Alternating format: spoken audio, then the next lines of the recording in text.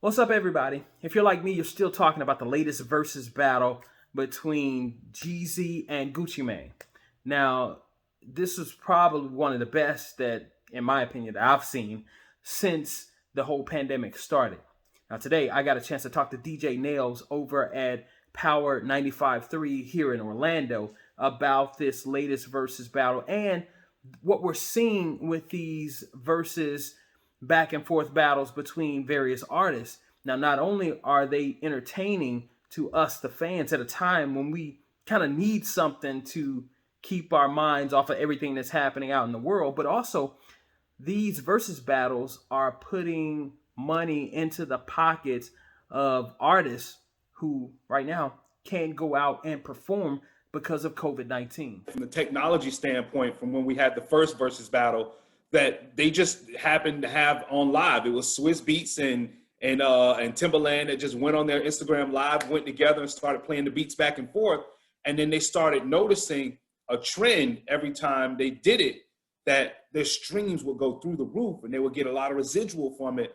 And it would put them back in the spotlight with a lot of people and this next generation that doesn't even know about them or know their history.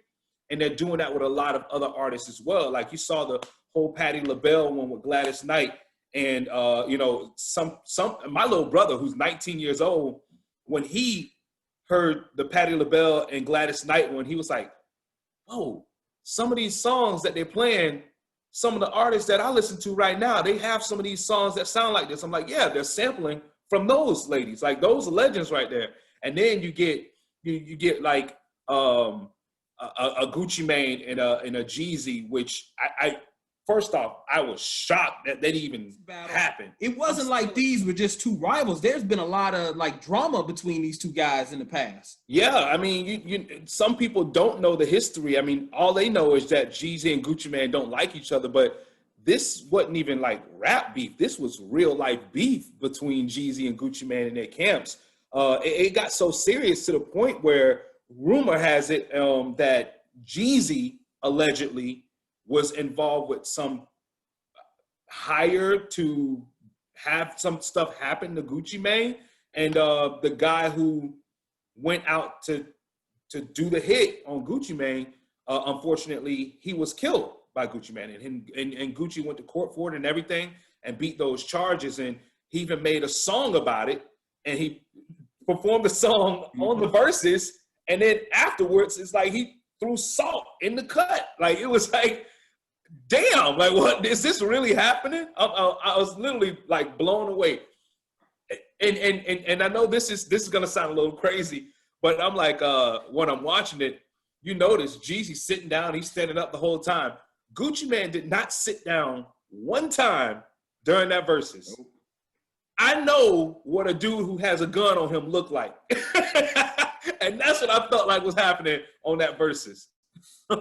It did seem like a lot of tension at first. You know, he was like pacing, and I was like, I've never watched a versus where I thought that it was about to be something going on. You know, you watching Twitter and everybody was like, "Hey, what's happening? We might need to get security." It feels like every versus has a storyline, and that's the storyline for that one was obviously the beef between them.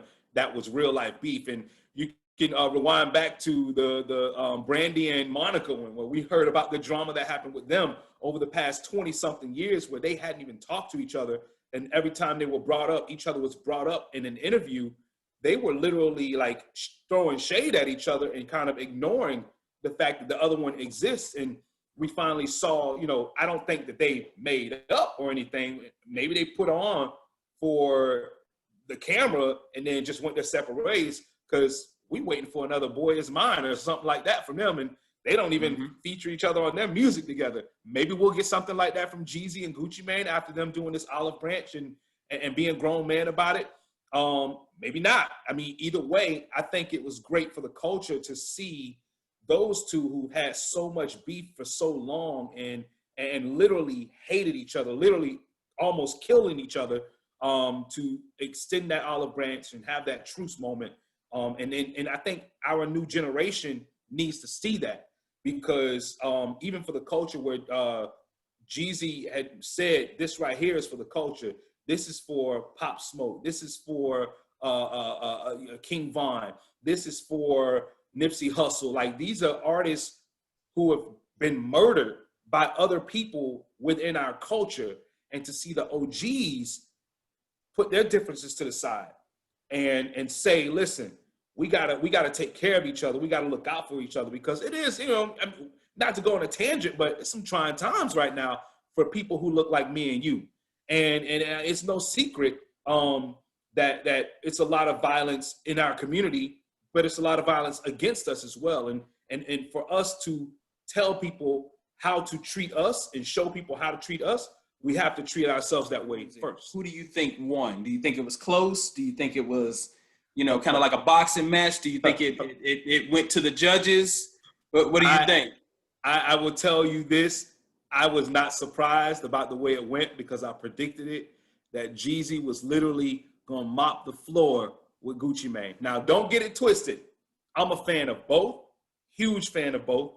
But Jeezy catalog is just undeniable. Like, Jeezy, do you realize Jeezy didn't play one new song during that versus?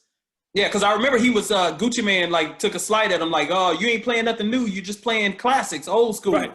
I mean, but that's what it's about, It's like, that's what we tune in for. We don't tune in to hear your new records. We tune in to hear the classics that we know, and that's what it's about. But what I wanted people to realize is that both of them got hits. Both of them have a catalog, right? Gucci Mane got like 70 mixtapes, but 3 of them were good.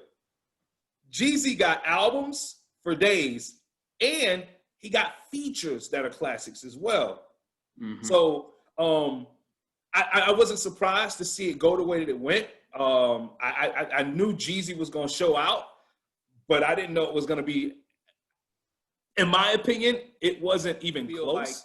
Like Jeezy literally won that battle, because he didn't even play any new music and still outshined Gucci Mane in that moment. I'm a fan of both, but I'm kind of more partial to Gucci Mane. And for me, when I was watching it, I was like, yeah, Jeezy won this. I was like, it was almost like, when the Popeyes chicken sandwich came out, and everybody was talking about Popeyes versus Chick-fil-A, and I was like, I like the Chick-fil-A sandwich, and I was like, I went in not wanting Popeyes chicken sandwich to be better. So when I said, yeah, Popeyes, you know what I mean? So that argument, I was like, everybody arguing over who got the second best chicken sandwich, because honestly, Wendy's got the best spicy chicken sandwich. So you got the unpopular opinion. Exactly. I'm a third-party candidate on that one. These guys, they have a vested interest in having these versus battles because they are making money. I saw some stats somewhere that said that streams, they could see an increase of like 300% with their streams and with revenue coming in. I think my son is trying to sneak in the back. That's a little athlete there. What's up, man? I'm Nailz. How you doing? Good. How are you? I heard you're a superstar out there on the field. All right, give me a second. I'll be done. All right.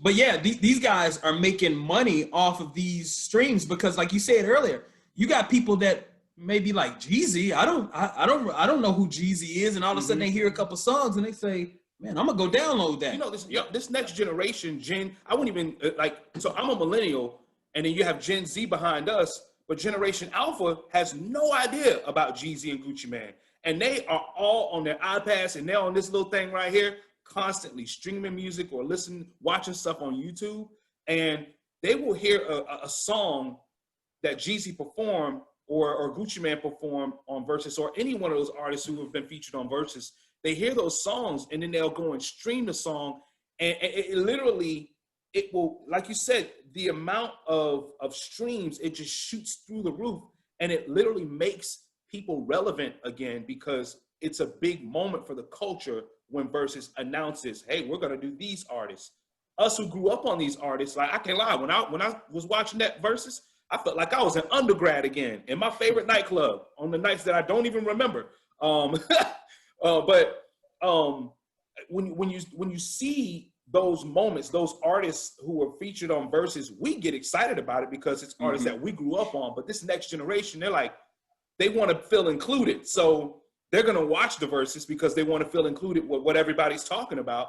And as they're watching it, they're being put on game with records that they heard, or some records that they heard sampled, or some records that they know the song, but they didn't even know it was a Jeezy song or a Gucci Mane song. And then they start going streaming it. I can't lie. The next day after Verzuz was over, I was listening to Jeezy and Gucci Mane all day. I almost got a ticket on I-4 because I was listening to some Gucci and Jeezy.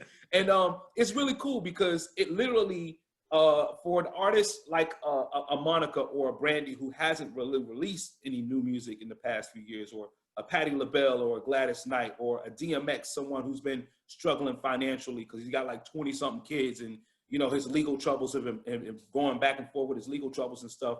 When he did his Verzuz with Snoop, his streams shot through the roof. He got money, like he got paid off of that. And it's like it made him relevant again, and it helped out his bank account and his financial situation. And you're gonna see a lot more of that too, because the importance of being on Verzuz, it equals streams. And obviously Verzuz, Swizz Beatz and all them, they're making money off of it too with their sponsorships and stuff. But this just gave this, it was at one point 1.7 million people watching at the same time. You know how much exposure that is to people, you know, so that is helping your streams. It's making you relevant again, and you're gonna get followers off of that too if you're one of those celebrities that's on Verzuz. So is this something that's kind of keeping the music industry kind of like afloat until things can get back to normal? Yep. From a digital standpoint, you look at stuff where, you know, a lot of artists make their money from going out to perform, but them doing Verzuz, it allows them to get some sponsorships, some endorsements, and even get some virtual bookings to do stuff, because that's another way that people are doing it. Like they'll set up a stage in their house like Kevin Hart did and recorded a stand-up in his house. Some of these artists, they're doing setups in their house where they're doing virtual concerts and virtual meet and greets and stuff and getting paid good money for it, at least to stay afloat and take care of their bills and stuff and help their bank account. This is the future. I think we will see this virtual thing that we've been doing. I think we're going to see that more. We're also going to, you know, when things get back to normal, or a new normal, as they say, I think we'll still have the traditional concerts and stuff and events.